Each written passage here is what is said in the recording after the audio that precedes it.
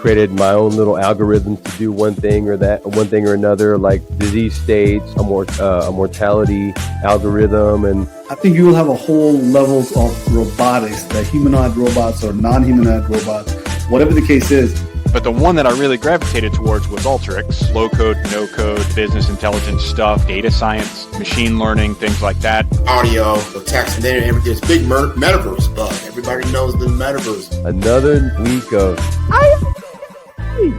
AI. I'm a believer.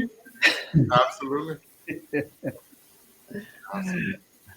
I think if anybody knows who Andrew Ng is, they can definitely appreciate his ability to formalize the conversation in a way that everybody can understand it, right? But without losing that standard of what it is that you need in order to address the AI topics. Because one of the things that we know in the human nature is that when you are specializing on anything, you're going to specialize and you're going to own all the terminologies, right? And it makes it such a difficult conversation between silos of expertise and specializations, right? I can talk to a doctor all day long. I will never go back and talk to them again because I have no idea what they said, right? Like a surgeon that described how their day was, right? I was like, sure, I'm just going to move this way real quick because I have no idea what that was. But it's important that we understand each other, right? We have the ability to say, if you can explain that in the general terminology, layman terms, how does that sound, right? And that is something that I have difficulty with, right? I have difficulty with explaining things to say like, hey, how can I not use that word unsupervised learning so that way somebody can understand what unsupervised learning is? Because if I say reinforcement learning, they'll say, reinforcement and learning. Well, that makes sense, right? And how do I not get confused with unstructured data? Because if I say unstructured data, somebody should be able to say, let's put that content into a context, right? I remember what it means to have not structure in the data. Okay, that means there's images and videos, right? So I guess when you have to really get somebody to be interested, you have to learn how to teach, right? If you want people to communicate with you, you have to be able to say, this is how you communicate with me.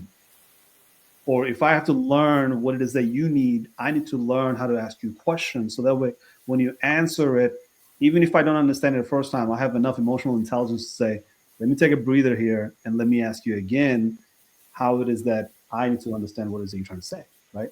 So there's a whole lot of communication skills that we need. And I think that's what I appreciate about Andrew Ng is that he's able to talk through all of this and he doesn't tell you like, oh, now you're going to be intimidated to ask me a question. Like, I think that's the kind of good things that I've learned over time that, when you're talking to data with people, they're not going to understand data, even though they're immersed into it 24 hours a day, right? It's like a swimmer that doesn't understand what water is, right? Data is all around us. We're using data constantly. It's just that we don't have the relevant terminologies to engage with data conversation or at least describe how the data works. So I'm going to say, if we have one task today is to describe how it is that we understand AI, right? Like, what does it mean to have AI or interact with AI or to deal with AI or whatever the case is on your daily basis? So let's start with that, because I think we're going to kind of make sure that everybody who listens to this conversation can relate to what it is that we deal with. Yeah, I'll start with that, because listening to you, Asif, and then thinking about AI, the phrase that comes to mind with me is safe space. It's a safe space.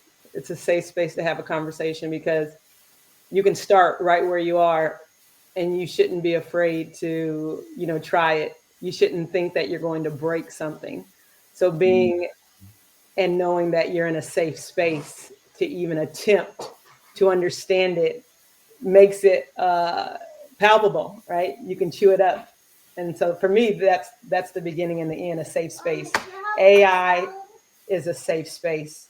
You can start exactly where you are to gain the knowledge just by simply asking a question. Yeah, Okay, I see what you did there. I see what you did there because you can always say whatever you want to say, but it's not going to break the configuration. That has been one of my biggest fear. I think Bobby will tell you. 10 years ago, when we used to do things, configuration was such a pain to deal with. The one thing you do wrong, you have to bring the whole troubleshooting team to fix your mess, right? So safe space, it resonates very well with me. Yep. Lucky. Um, it, dealing and learning and working in data science, I've come to learn that, and it's not so much AI is that we're putting a lot into what AI is or it could be, or this we're putting this kind of a movie context to it's perfect. And what I'd like to really just everyone to understand is AI is only as good as the data that you give it. And in the internet, there's a lot of poisonous data. So sometimes, as you go through learning AI has great models, different things that help you. And there's going to be things that are not absolutely correct. So just the fact that AI is not infallible. It's there's going to be you can't use it to measure up against humanity or how to measure how we do our jobs because it's not necessarily perfect. And I don't know if in the context of using AI to you can use it to learn, you can use it to grow, and it's still not there yet. It's not perfect to where we use it to measure, who we are. So learn from it, use it as a tool. Um, but AI still got a way to grow, a way to go, way to grow. And so, kind of for Freudian slip there, I think that AI is great, but there's a lot that we have to learn, and again, there's a lot that we have to develop. Um, and know that each model, depending on what you use it for, there's going to be different types of AI. AI right now, it's just we see it as this big AI, and it's just something about it. It's going to make us, it's going to pass us up, and it's this weird type of technology. But at the end, there's different parts of AI. There's different components, and you need someone that can speak AI. Just like like the individuals we have here, we want to be able to understand it better, it's not German. But it is something that you do need maybe a concierge to say, what, this is the area that you need to focus in on because maybe you're a musician, you're an artist, you need more generative AI. Where if you're a developer, you're a coder, you need something that's more large language model based that'll feed you the data that you want. Or if you're in the finance and then you're looking for reporting and you need statistical data, you need different models that can view that data in different ways. There's different types of AI. Then there's the medical side of it. Where there's different types of AI that look at our biology. Those are all models that have all been tuned different ways. Without getting into specifics, some of it can get to be the main area that we understand is Chat GPT because it's hot, but there's different parts, and we can all take advantage of AI as long as we have somebody that can kind of guide us like a concierge. And so again, I think AI is great, but again, it's not perfect, and it leaves it up to us to interpret that. Yeah, I want to add something to you, Lucky, especially when it comes to you parents that are watching right now. And not, I want to tell you, don't be intimidated by it because there's so much information out there. And like Lucky was saying, every category has a different model. So Bloomberg for finance, they have law, the law model. So whatever skill set that you have, and Bobby Ray spoke about this, that they have AI that helps you discover the things that you're actually good with based on what your unique talents are. Whatever field that you're interested in going into based on the things that you're great at already, to have a successful career working from home so you can be present in your home as well as in business, that there is a category of AI for each category of life, and just deciding what it is that you're passionate about, that you don't mind staying up all night to do because you just love it, knowing that it's out there and not being intimidated by all of the information, because we know all of the information is not all great information, but being able to pick and choose and then reinforce that with research, right? You're learning these things and then covering yourself with research to confirm what you're learning is something good and on target with what you're hoping to do. Yeah, well, absolutely. I think the term I always use, a lot of veterans understand the term "with them." What's in it for me? So understand when it comes to these new technologies, don't be wowed by them to the point that you're not paying attention to what can it do for me, because that's what really matters to you. That's what really matters to your family. That's what really matters to your business. While it is a great deal of knowledge out there available, what is really important is knowledge transfer. So if it can take something very complex and distill it and simplify it in a way that, oh yeah, I know what that is, now that adds value to it. But to run a string of numbers by me, and you can keep running them numbers by me. I worked in academia for a while. I taught for a while. And one of the things that I always prided myself on was the ability to ensure knowledge transfer. It does not matter how smart I was. It mattered what did the student gain from the experience. AI is the teacher. We are the student. We should have an expectation that we gain something of value from the experience. It's a partnership. Millions of dollars, a whole lot of knowledge, but it is still a partnership. What's in it for you?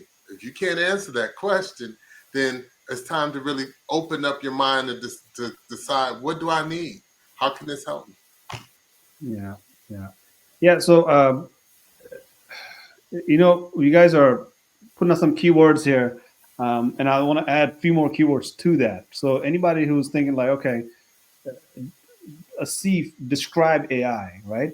And Asif, describe AI on your personal way of describing, based on your whatever you do on a daily basis. So, I want to start off with saying that if you have a domain expertise and you're intimidated by AI, please feel free to stick with your domain expertise and bring AI slowly into your domain expertise.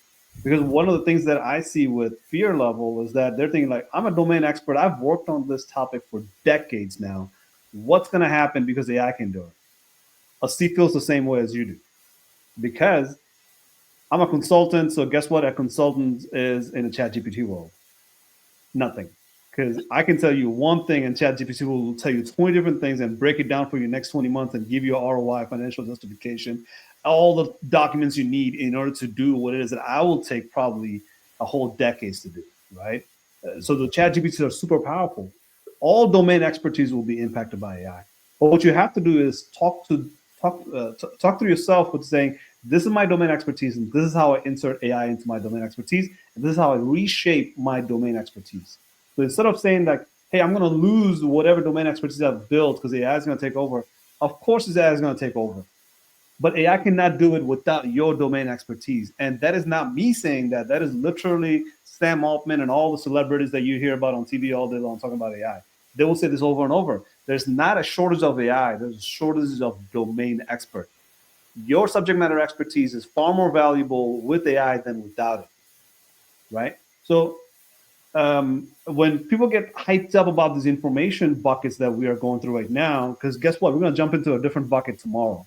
Sooner than later, we're going to jump into a different bucket. We used to freak out about these things, right? Let me put something in context for you. None of these stuff is any different than what we have previously dealt with, right? It's represented differently because there's a need for it. If you want to sell something, you don't want to call it that car, you want to call it this car, and this is the best car in the world, because the marketing terminologies really requires that they create a hype, and that hype creates an urgency, and urgency creates buyers, right? So let me give you some terminologies that I always use to, make people think through it differently, right? If you look at the whole internet, and I mean the whole internet, every single thing that you ever done in the internet is based on this thing called sorting, right? We won't talk about it, but that's literally what happens in the internet all the time. Information is sorted in a way that you can search on it. If you can search the sorted information, That's two pieces of information that's how the whole internet is based out of, right? It's a lot of sorted information that you can search through it. Because if you're searching through information and they're not sorted, you're going to have disaster. You're going to waste your time on the internet without ever getting anything done. So the sorted information on the internet, the whole globe of internet is based on sorted information. You sort it correctly, then you can search against that sorted information. And this is the traditional things that we've been doing for the last 50, 60 years. So when DARPA first created their internet from one room to another room, that was based on sending files to another room. Okay. So over time, if you look at 60 years later, that's the same method that's still happening. It's just that it doesn't happen in a way that you have to say, like, send me that file, please. We don't say that. But that's literally what's happening as those files are transferring from one location to another. But they're sorted in a way that when you ask for it, you get it because you're searching for it, correct? Mm-hmm. If you can search, it's because it's sorted. If you cannot search, that means there's nothing sorted. Sorted and search, right? But what happens after, which has been happening for the last 30, 40 years, is that this thing called graph. But the easiest way to understand that it's a context, right?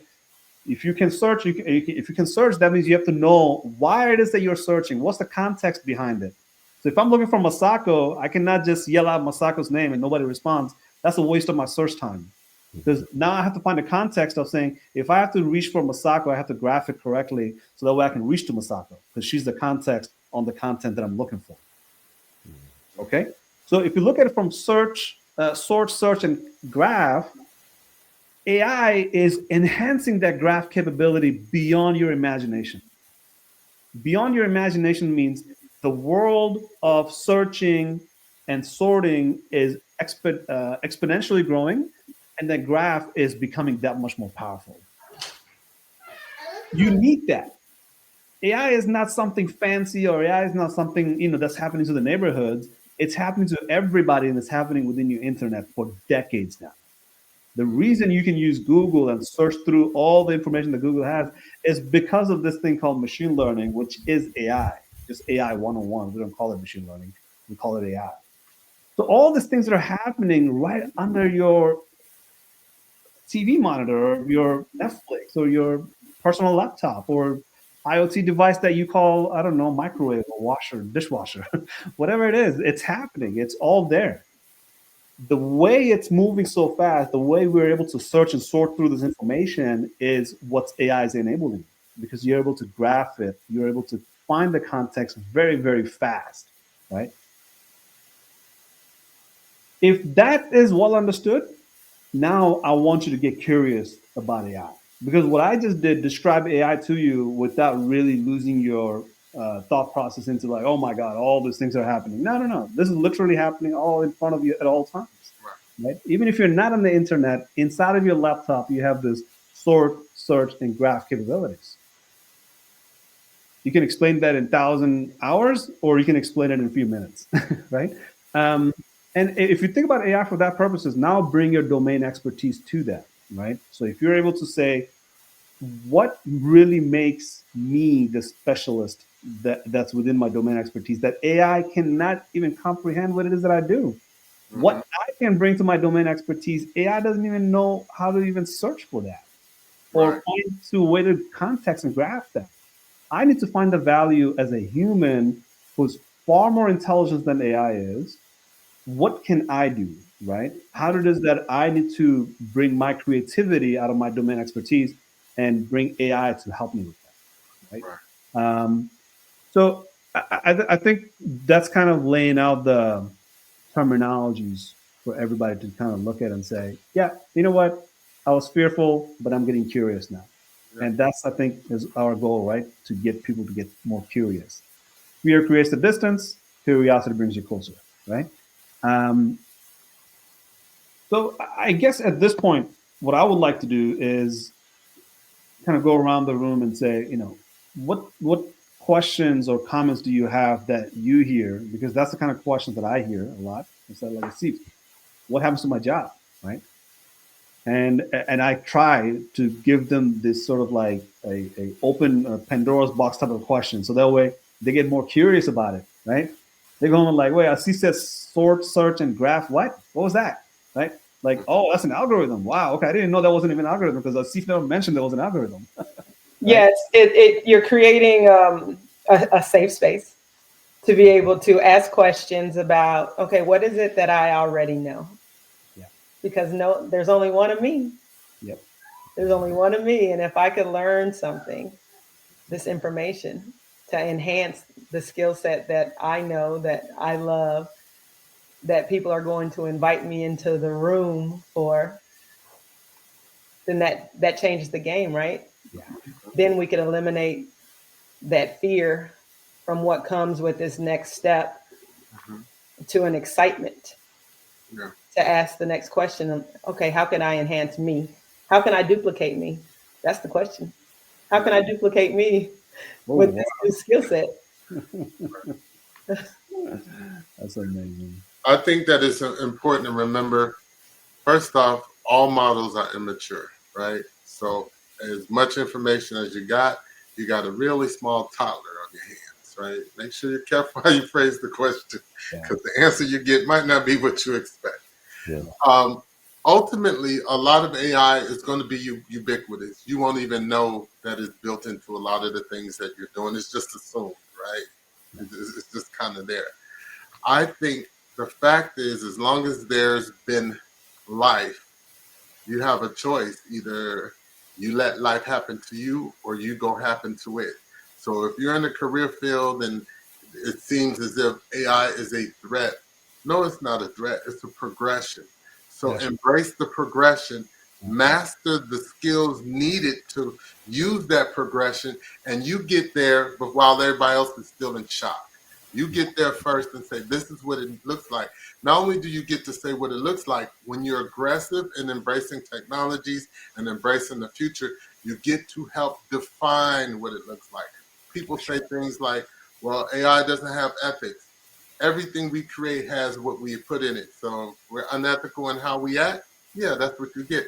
But if you are an ethical person, if you are a kind person, the products that you create will service that community. So you want to see yourself in the future, embrace the new technologies, and just like everyone else has said in various ways, manifest yourself in the new space. So, Yeah. No, you guys are making really good points in the fact that you really have to look at AI. And when I teach, I try to say, hey guys, look, find out what you're good at, find out what piques your curiosity, and use that. And the same thing goes with AI, except that whatever you do in life, you want to enhance, use AI as part of that. There's going to be small areas that you can use to improve. And just like you said, you don't know what you have, or you don't know how AI can help you uh, um, unless you just focus on what you're good at. And I'll give you an example. AI is a big term, and if you try to implement that anywhere in your organization, there's going to be people raising their hands. Hey, me first, me first. I got this great idea where we can use AI. We can use AI to figure out, you know, languages, or figure out, things that probably are far fetched. In some cases, you're only good as your data set. So try to crawl before you walk. Figure out. And I'll give you the example is this. I work in security some, and in security you have security tools. These security tools have always had a little bit of AI, just like we talked about. There's always been a little bit of AI in everything that we do, except now it's become more popular. But I'll give you an example. When I was a kid, I used to work for an antivirus company, and the antivirus company, very easily to detect viruses. You have a sample virus, and you have a detection string, and so now the virus is detected with the detection string. Nothing fancy, but this is where we started to kind of to jump into AI. Is we found that in some cases the detection string was not perfect, and then the virus would get either not detected or get misdetected, or a false negative, and it would go through. Or you have something that's close enough to it, and you get a false positive where it could be legitimate code, and it would get detected. Long story short, you have these problems. And this is where we started to develop this algorithm that says, look, if it's shaped like a duck, looks like a duck, quacks like a duck, got to be a duck. And so heuristically, we said, okay, if it's this, if it looks like this, we start to develop not so much a specific detection string, but we develop a way to be able to develop a pattern of analysis. And then later that started trending into IPSs and IDSs. Long story short, you have technologies that have always been there for years. How long have we had an IDS and IPS? For years, since the early 90s or late mid 90s. GPS, those are all technologies we learn and trust, but now they're on the forefront as AI.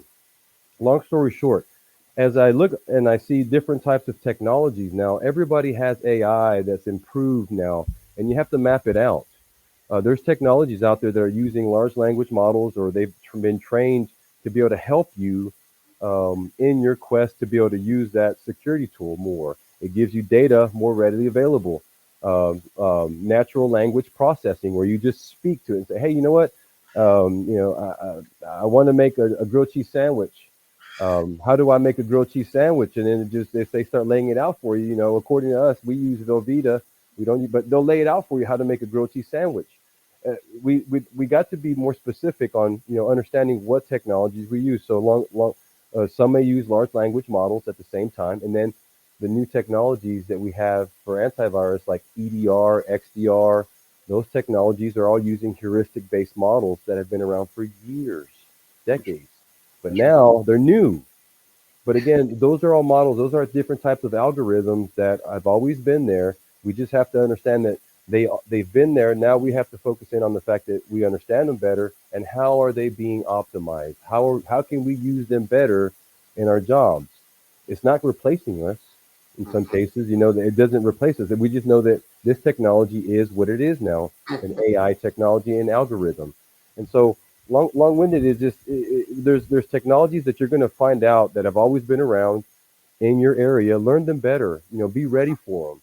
Be able to communicate that and say, you know what? Yes, we can set up this architecture, train the model according to our data vectors, and now we've improved what we know about our environments this much more using this technology, this AI, and it's always been there. And so, anyhow, I really believe that AI is not going to replace you; it's going to enhance you. You just have to be ready for it.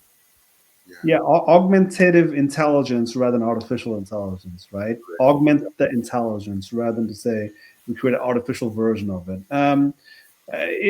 Lucky and I, we've been talking about this for a very long time because, like I said, we are in the 65th episode of a podcast where we have guests come in and out of the discussion, and then we talk about, hey, what it is that you know, right? What it is that you know, say it the way you know it, right?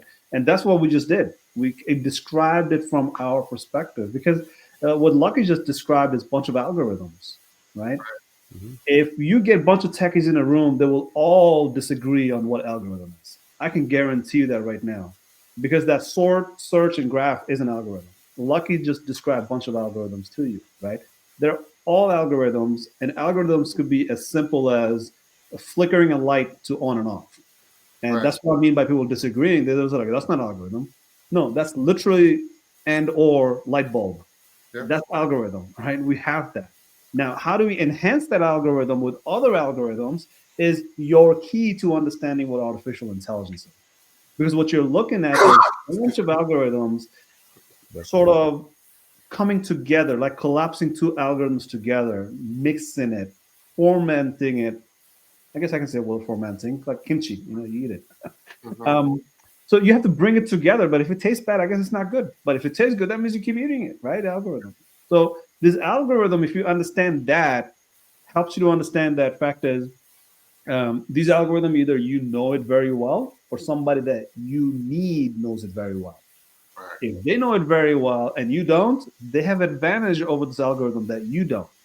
Because how they have been created, if you don't have that knowledge or at least a say-so in it or a subject matter expertise to say, no, that algorithm should shift this way a little bit, because if it drifts this way, I'm going to have some problem and I don't want you to come and fix it because I want to be able to fix it myself. Right. You see where I'm going with this conversation here?